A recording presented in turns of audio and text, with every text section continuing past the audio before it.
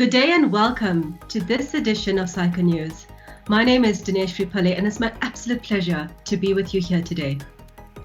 As we continue to make strides towards a more gender diverse workplace, we get inspired by the approach of women who have made it to the top and who have paved the way for others to follow.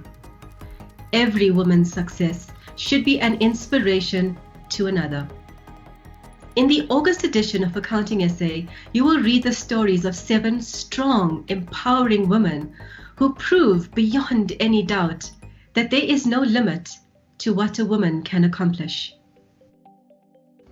Ladies, you can also get your dose of inspiration by attending the 2021 SAICA Women in Leadership Conference.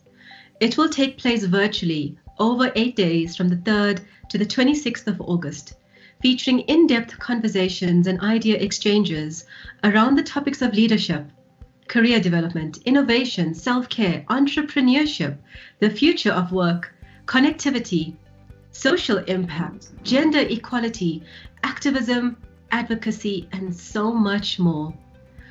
For a full list of dates, speakers, topics, and the ability to book your virtual seat at this conference, go to the link included on the banner below. The Hope Factory has officially launched their 2021 Entrepreneurial Development Programme with 45 participants. We are very proud to announce a continued strategic partnership with KPMG for 2021 with 34 volunteer coaches and trainers for this program. Phase 1 of the program will educate entrepreneurs on key fundamentals needed to operate successful startup businesses.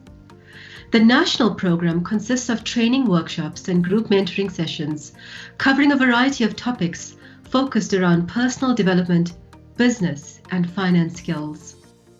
This program is made possible through socio-economic development contributions. Thank you for tuning in to watch this edition of SAICA News. That's it from me today. I'll see you again at the next edition of SAICA News.